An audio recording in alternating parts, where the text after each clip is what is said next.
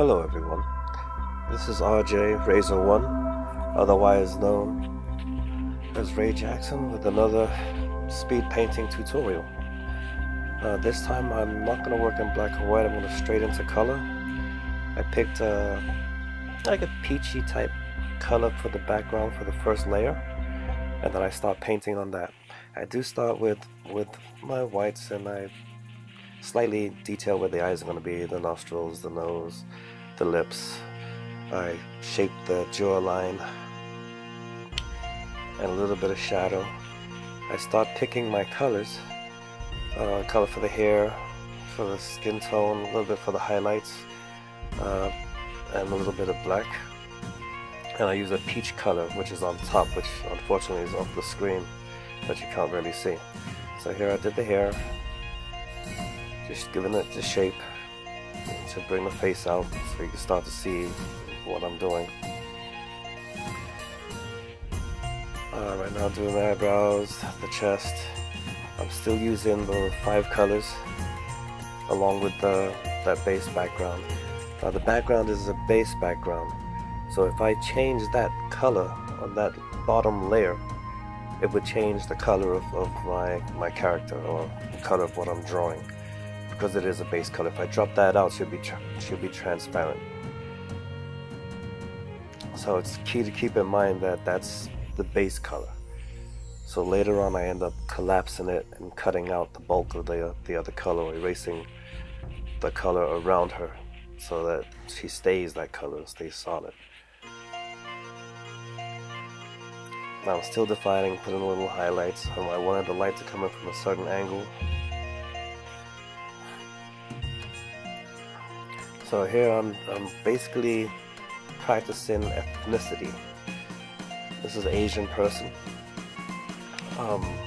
As a portrait artist, it's good to practice doing different nationalities, whether black, Caucasian, Asian, Indian, and being able to project that and portray that on paper or on whatever you use to sketch, paint, draw. So here I changed the background, and you can see I changed the character slightly. So, but I didn't actually change the actual background. I put another layer and I did a gradient change to give it tone, because I'm trying to figure out what I'm going to do with the background and what I'm going to do with her. So as I'm doing this, I'm trying to figure out what I want to do, and I figured I want to add wings, turn her into an angel. So I start adding the wings, and it's like abstract, layering it in, trying to give the feathers detail without actually detailing the feathers. This is a speed painting. If I was to really go in and detail every feather, it would take eons.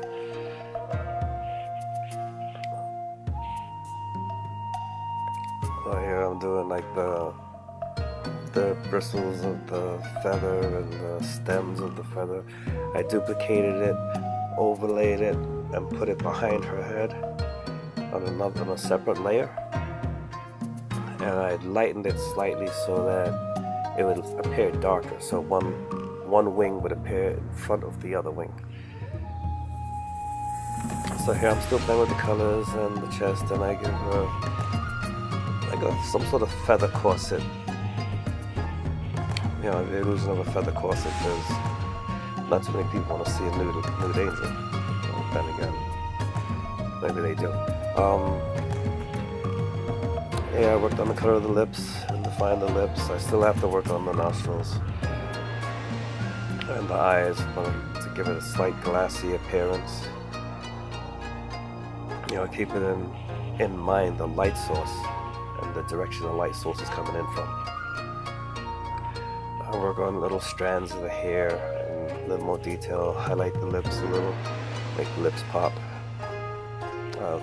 It shows like a darker peach type color, not hot pink, slightly pinkish, with a little yellow hue to it. Here I'm still defining the jawline and little things on the facial muscles and features and bones that stand out in certain lighting.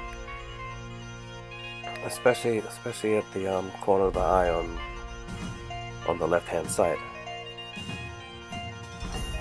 My left, not hers. So there I'm still detailing the cheek, bringing out the color more, a little more warmer with a slight pinkish hue, and adding that to her tone to make her stand out. So far so good. Here I collapse her onto one layer, and I erase the background because I don't think it's quite working. So here I erase the background. Now I have just her. This is predominantly the way she's gonna look at the end, but I figure that I still need a background. I need something that will give them warmth. Now the layer that I had erased was duplicated, so I'm able to put that layer back, and now it won't change her. I could change the color of the base layer, and it won't change her color. So here I'm putting in branches and leaves, like purple leaves. And then what I do with the background color eventually is I make it like the color of the sky, like a pale blue, a sky blue. And I give it a gradient change to white so it pops through the trees.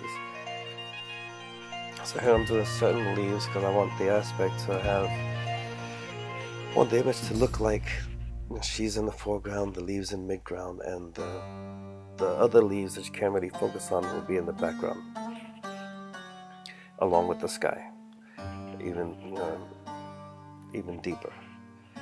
So here I'm basically duplicating what I had just done on that layer and rearranging it and bringing it in and clean up the branches. There goes the sky. Drop that in the background. This is predominantly how she'll end up looking when it's done. So from here on in, it's just tweaking my character and tweaking the work and tweaking the layers that I have. So she's on a separate layer, I drop her out, I duplicate that, I try to play around with it to see what would work best. I put it back in, I adjust